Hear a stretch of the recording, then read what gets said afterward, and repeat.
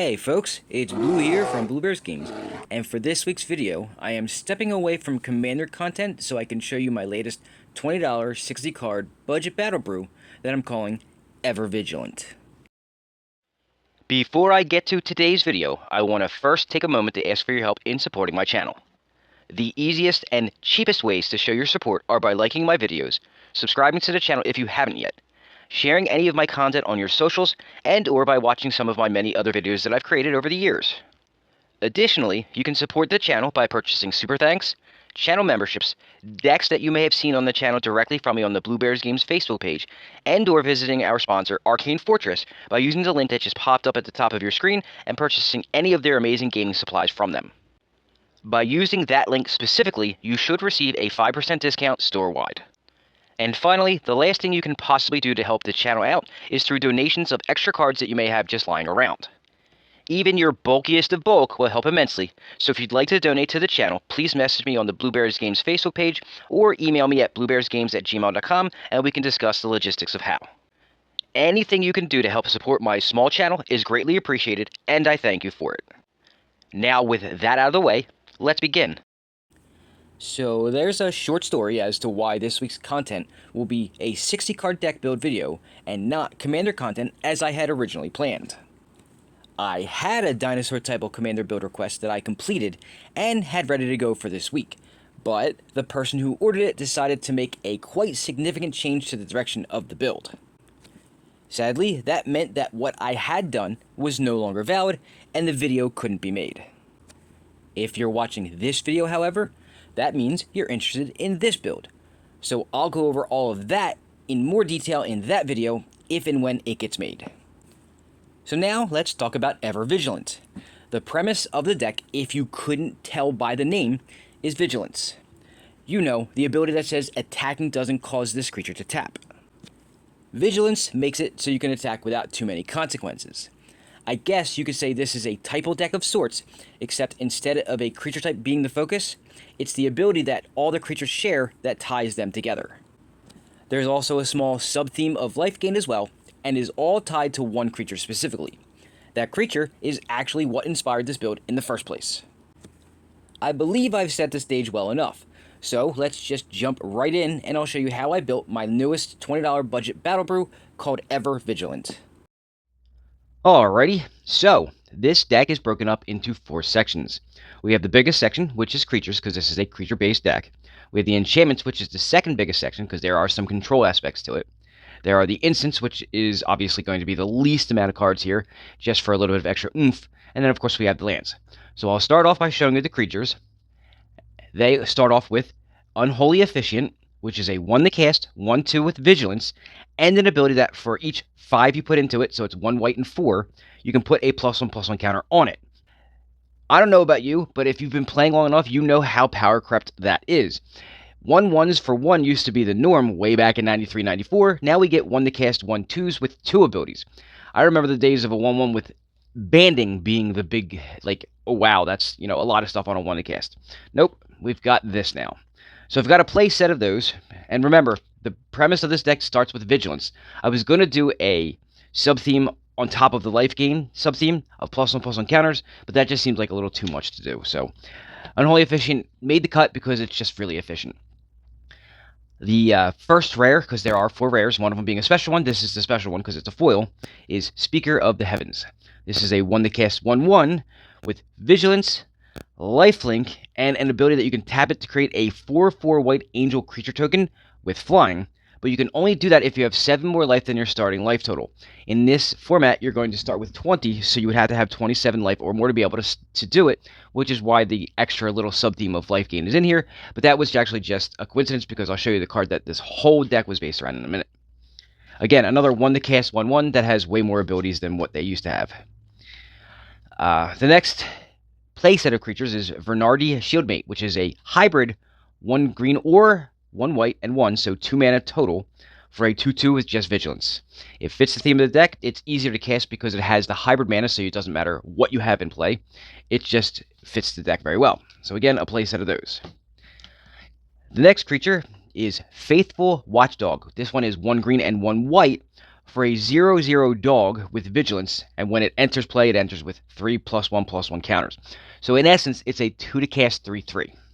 It's just very efficient. That's why I have that in there. And it's a playset of those. The next rare is Briar Bridge Tracker. This is a 3 to cast 2/3 with vigilance. Right off the bat, that's actually pretty good stats for mana cost to, stats and abilities. But then it has another ability that says when it enters the battlefield, you investigate, which means you create a clue token that you can sacrifice later to draw a card, and that's usually a good thing because green and white don't really draw cards very well. And then it has yet another ability that says as long as you control a token, Briar Bridge Tracker gets +2/+0, so that would make it a 4/3. It doesn't get more than just the +2/+0 if you have more than one token. It's just if you own a token in general, it becomes a 4/3. I do have some token making in here, so that will be relevant other than just the clue token, because you're probably going to sacrifice that. The next play set of cards is Diving Griffin. This is a 3 to cast 2/2 with flying, and the words there say attacking doesn't cause it to tap, but that's just been errated to be vigilance now. So it's a 2/2 flyer with vigilance for 3. It's the only flyer in the deck. I put these in here because, that's a weakness of some decks. Going up against flying, you have to be able to block it. The card that this whole deck was based around, and the reason why I was inspired to make it, is Alert Heedbonder. This is Hybrid 2, so 2 green, 2 white, or 1 green, 1 white, and 1, so 3 mana altogether, for a 2/4, which is great. 3 mana for a 2/4 with vigilance. Again, the whole point for the deck. And then an ability that says at the beginning of your end step, you gain a life for each creature you control with vigilance. Like I said, this is the card that inspired this deck to begin with. Ever since I opened it up in Ikoria, I've been wanting to make a deck like this. It just took me a little while. It's been a while since Ikoria came out. And coincidentally, I am opening an Ikoria box for my daily pack opening videos right now. Just a coincidence, by the way. The next rare is Basri's Lieutenant. This is a 4 to cast 3/4 with vigilance, protection from multicolored. An ability that says whenever it enters the battlefield, you put a +1/+1 counter on target creature you control. And then a final ability that says whenever it or another creature you control dies, if it had a +1/+1 counter on it, you create a 2/2 white knight creature token with vigilance. Everything about this fits the theme of the deck. It has vigilance itself. It creates tokens that have vigilance, and then again, the +1/+1 sub-theme that I had planned on putting in here a little more, I dumbed it down a little bit, but this still made the cut because it creates vigilant tokens. The last rare in the deck is Frundland Felidar. This is green-white 2 for a 3/5, and that's really good costed for the power toughness. Another thing with vigilance, as you have seen already, everything has had vigilance. And then an ability that goes great with vigilant creatures. It says, creatures you control with vigilance you can pay 1 and tap it to tap target creature, which is a good control aspect. So you can attack with these creatures, and then on your opponent's turn before they go to attack you, you can tap them because they didn't tap to attack, and tap your opponent's creatures down, doing 2 things, making them not be able to attack, and keeping them open so you can attack freely. The last creature that I'm going to show you, because it's the last creature in the deck, are 2 copies of a card called Conclave Cavalier. There's only 2 copies of this in there because the casting cost is 2 white and 2 green. It's a little bit harder to cast. You might not have 2 and 2 out at the same time, so I didn't want this to come up as often as the rest. But it's a 4/4 vigilance that says when it dies, you create 2/2 green and white elf knight creature tokens with vigilance. So essentially, you can actually, for 4 mana, get 8 power on the board, just not at the same time. So again, there's 2 of them in there. Up next is the enchantment section. This is going to be all about control. White has this thing where it can control other people's permanents by making them basically useless. So what I mean by that is things like pacifism. I've got 4 copies of this in there. It's a 2 to cast aura enchantment that when you enchant a creature, it can't attack or block. Obviously, you're going to put that on your opponent's creatures, but it's a form of control. It's making it so you can control what they can and can't do. So again, a play set of those. I have a play set of Banishing Lights in here, which is a 3 to cast enchantment that says when it enters, exile target non-land permanent an opponent controls until it leaves the battlefield. So now you're controlling either creatures, enchantments, artifacts, anything that's a permanent on the board that's not a land, you can basically exile until they remove Banishing Light.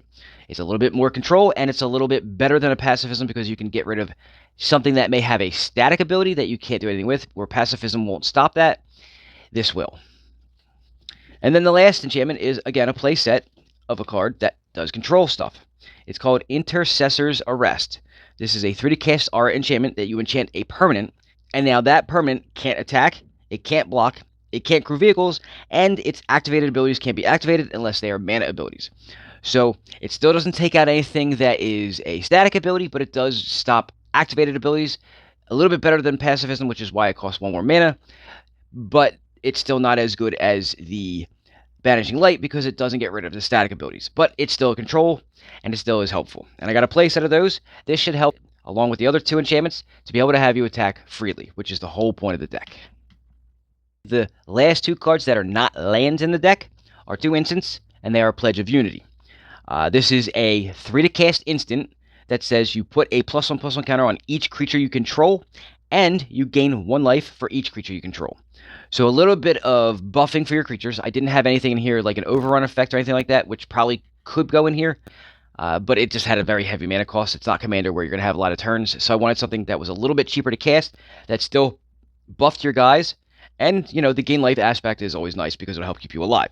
So again, I got 2 of those in there. Hopefully that's enough. And finally, the last section and the simplest section of the deck is the lands. So I have 4 non-basic lands, which are Blossoming Sands. They are a budget dual land for green-white. I put these in here over other budget dual lands because when they enter play, you gain a life, and that's pretty much a sub-theme for this deck, so I wanted to help give a little bit more life gain and hopefully keep you alive longer. And then the rest of it is just basics. So 8 plains and 8 forests. And that, my friends, is my newest original 60-card budget battle brew that I call Ever Vigilant. It's a simple deck that can be very effective. You've got a little bit of control going on that should help the aggro part of the build easily swing you into a victory.